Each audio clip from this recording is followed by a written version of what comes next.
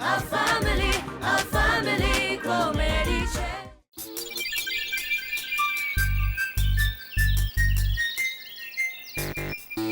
ચાલ બોલ બોલ, આટલી નાની વાત માટે તું કેટલું વિચારીશ?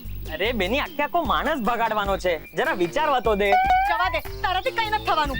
ના ના બેની ઊભી રહે. એ બેની આપણે કઈ એવું કરીએ તો એના સામાનમાં સાપ છુપાડી દઈએ તો? સંદીપ, આ એકદમ બકવાસ આઈડિયા છે. સાપ છે ને ઘરમાં બધાને હેરાન કરશે. આપણે કે સાપને જઈને શીખવાડી ન શકાય કે જો જો આ ગુણુ છે, ગુણુને જ હેરાન કર. તારા ભંગાર આઈડિયાની લિમિટ છે ને હવે પૂરી થઈ છે. ના ના બેની જરા વિચારવા દે. અચ્છા બેની આપણે કઈ આવું કરીએ તો રાત્રે ગુણુ સૂતો હોય ત્યારે તમે બધા આમ જીજુના કોઈ ફ્રેન્ડના ત્યાં કાં તો ક્લિનિકમાં શિફ્ટ થઈ જાઓ, એટલે સવારે ગુણુ ઉઠીને તમને શોધીને કન્ફ્યુઝ થશે. એટલે કન્ફ્યુઝનમાં અમને આવીને પૂછશે કે બધા ક્યાં ગયા. તમે કહી દેશું કે બધા ગામે જતા રહ્યા લાગે છે. પછી પછી શું, એ અહીંયા એકલો થોડી રહેવાનો, એ પણ ગામે જતો રહેશે. Problem solve. એકદમ બકવાસ આઈડિયા છે. હું અહીંયા ગુણુને પાછા મોકલવાના આઈડિયા માંગી રહી છું અને તું અમને બધાને ગામ પાછો મોકલી રહ્યો છે. અરે સમજ કે અમે લોકો જતા રહ્યા, એની પછી ગુણુએ ઘર પર કબજો કરી લીધો અને બહાર નીકળ્યો જ નહીં તો બકવાસ આઈડિયા તું તારી વાત જ રાખ. વાહ, એકદમ સાચી વાત છે. અરે ગુણુને ગામ મોકલવા માટે મેં પણ એક પ્રયત્ન કર્યો હતો. ગુણુ પાક્કો ખેલાડી નીકળ્યો. અરે મારા ફાસ્ટ બોલ ઉપર એને સિક્સર મારી. તું ગુણુ સાથે ક્રિકેટ રમતો હતો? જીજુ તમે મને ના બોલાવ્યો. મને પણ નહીં બોલાવી. મારે practice કરવી હતી. અરે ચૂપ. તમારા બંનેના આવા વિચારોને કારણે છે ને ગુણુ દરેક વખતે બેટિંગ કરે છે અને સિક્સર મારે છે. એટલે કે ગામ નથી જતો ને આપણા દરેક પ્લાન ઉપર એ પાણી ફેરવે છે. એટલે તારો પ્લાન પણ ફ્લોપ ગયો? હા ચારુ, આ ગુણુ છે ને બહુ પહોંચેલી માયા છે, એટલે આપણે સૌએ સાથે મળીને કંઈક પ્લાન તૈયાર કરવો પડશે.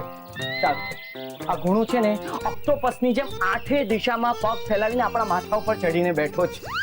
એની પાસે પેલો ડબ્બો છે ને, એના લીધે આપણે એનો પડ્યો બોલ ઝીલીએ છીએ. અને ચારુ, બિચારા તારા પિયરિયાઓ પણ આમાં અટવાઈ રહ્યા છે. હા પાર્થ, સાચી વાત છે. પણ તું શું વિચારે છે?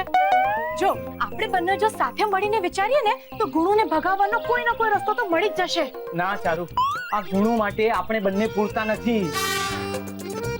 એ પાર્થ, યાદ કર જ્યારે આપણે નાના હતા અને આઈસ પાઈસ રમતા હતા ત્યારે. ચારુ, હવે આપણે નાના નથી અને આ આઈસ પાઈસ જેટલી સરળ રમત નથી.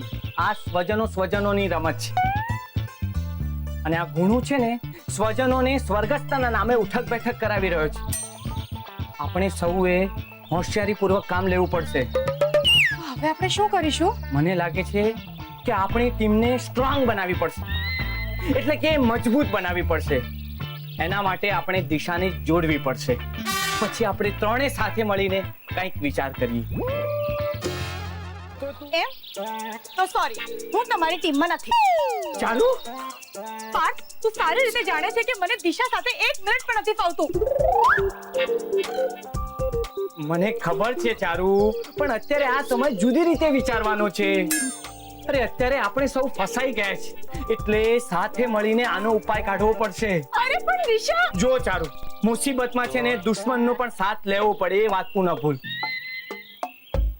દુશ્મનનો સાથ એટલે આપણે ગુણુનો પણ સાથ લેવો પડશે. ચારુ, આ ઉદાહરણમાં છે ને મુસીબત ગુણુ છે અને દુશ્મન દિશા છે. અને આપણો પ્રોબ્લેમ દિશા નથી, ગુણુ છે. ગુણુ.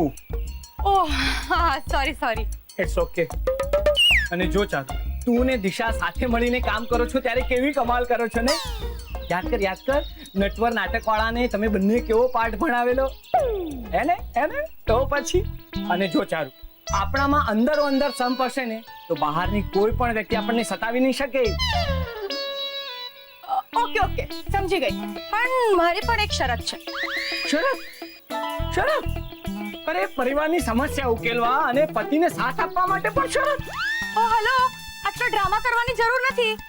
હું ખાલી આપણી ટીમમાં એક મેમ્બરને એડ કરવાનું વિચારું છું. હું ઈચ્છું છું કે ટીમમાં સંદીપ પણ રહે. સંદીપ? ચારુ, આપણે સોસાયટીની ગરબા સ્પર્ધા માટે ટીમ તૈયાર નથી કરી રહ્યા. સંદીપની સામે શું પ્રોબ્લેમ છે? હું તારી બેનને સહન કરી શકું તો તું મારા ભાઈને સહન ન કરી શકે? ચારુ, તું મને દિશા સાથે સરખાવે છે.